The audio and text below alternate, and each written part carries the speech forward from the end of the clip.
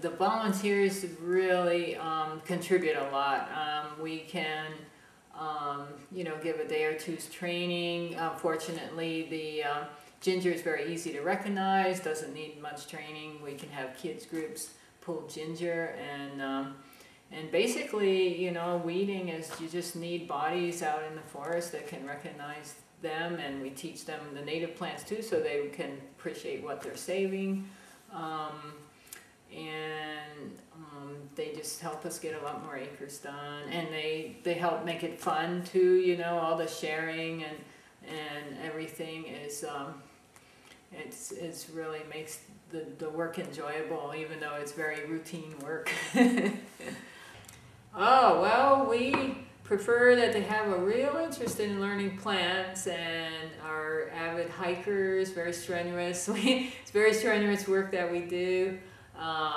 So they should be inclined to like gardening and weeding already. Volunteers come to Koke'e from all over the world. They help from anywhere between an afternoon or morning to a few months at a time.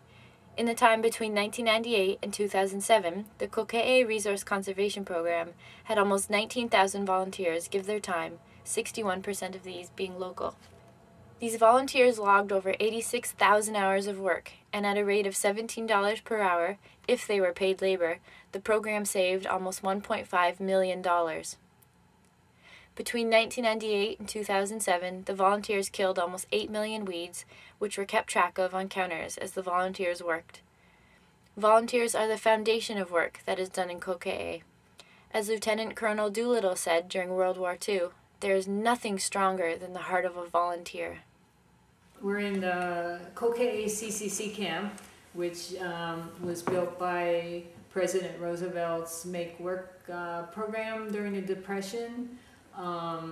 The Civilian Conservation Corps, and they built it in 1935-36.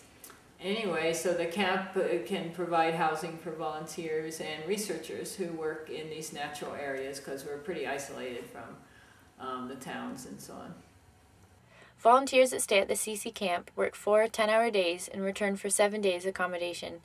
Sometimes there are many volunteers here at once, and other times you may be the only one staying in the isolated cabins.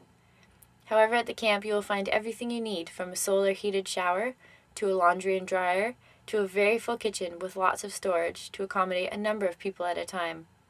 It does get very cold at night in the mountains, but have no fear, there are heaters you can cozy up to in the evenings to read a book in the library, or relax with other volunteers in the living room. There is a volunteer computer which runs on dial-up internet, and a phone in the bunkhouse to provide long-term volunteers with most of the comforts of home. The volunteer day starts at 7 a.m. at the tool shed, where you prepare the tools required for the day's task. You may also have time in the mornings to educate yourself in the program's nursery. Once all the herbicides are prepared by the staff, the trucks can be loaded and another day of saving the forest can begin.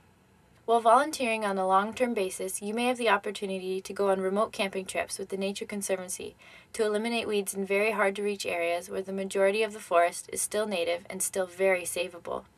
Well, so the Nature Conservancy, when they wrote the watershed management plan, they wanted to keep all the weeds from moving out to Waialeale, and so they drew a defensible line. And basically, beyond the defensible line, most of that is kind of difficult to get very much work done in a day if you've got to hike there and back. If you have like a 3 or 4 hour hike to get there, you don't have much time to work before you have to leave again.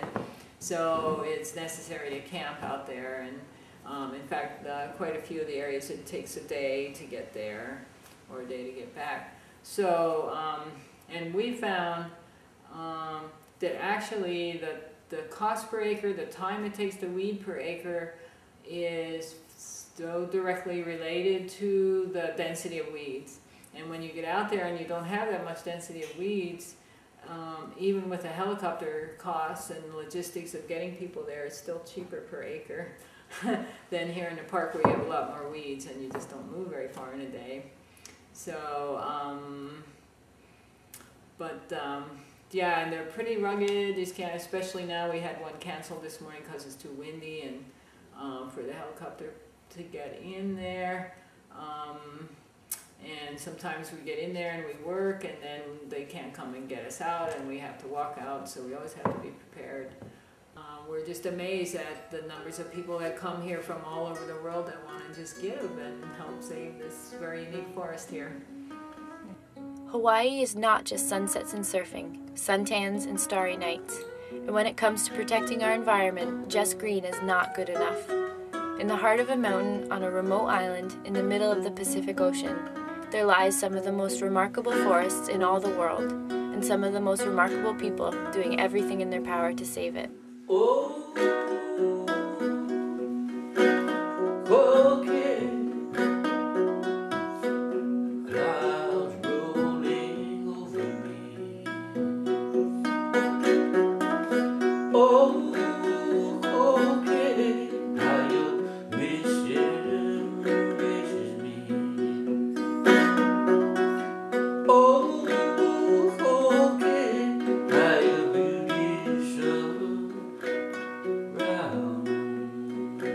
me. For you have the beauty that was carved by nature's hand. The rainbows and waterfalls